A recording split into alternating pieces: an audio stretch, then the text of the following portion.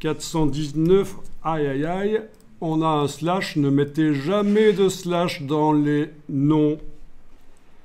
Même si sur Mac, ça passe sans trop de problèmes, sur PC, c'est la cata parce que, avec la barre oblique, le slash, le PC va croire qu'il y a un dossier et un sous-dossier. Donc, jamais de slash dans les noms. 419. Alors là, on est dans la tendance overstimulation, donc surstimulation. C'est un genre de site web. Ah, et c'est animé en plus.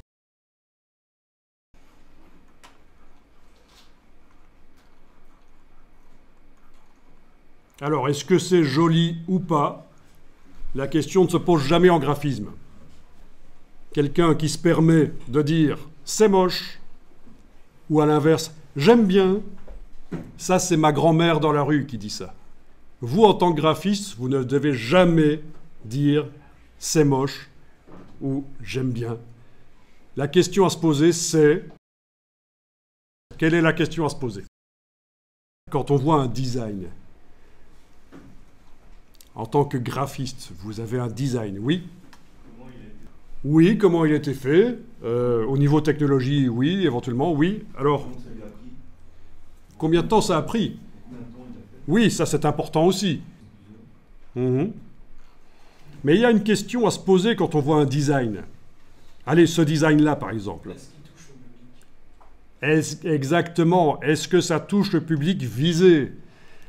Donc, un design est valable par rapport au public visé. Est-ce que ça va augmenter les ventes? Est-ce que la communication va mieux passer? Parce que si on ne parle pas nécessairement de vente, hein, si on parle d'une institution qui doit communiquer sur un sujet, est-ce que ça passe bien?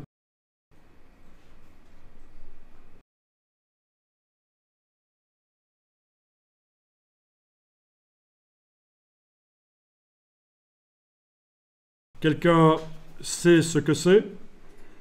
Voilà, les nazis qui considéraient que certains artistes étaient dégénérés ont fait des expositions.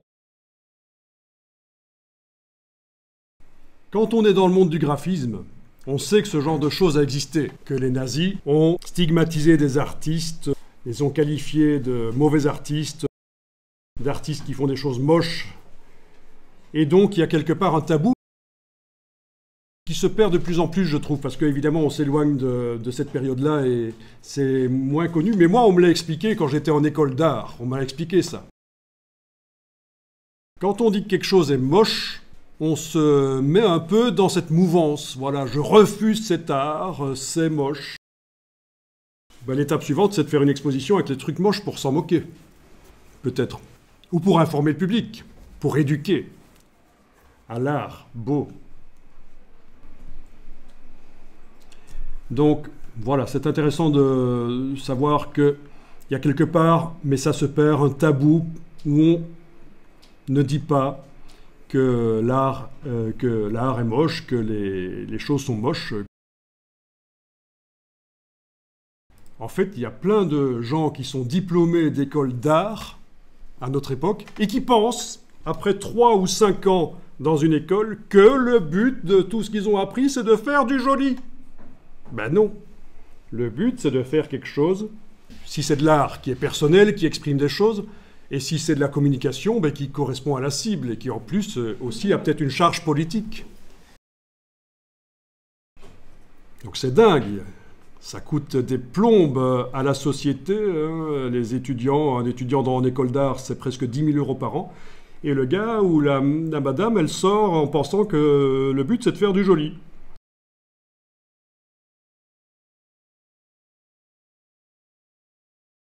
Ici, je vous ai pris l'art brut.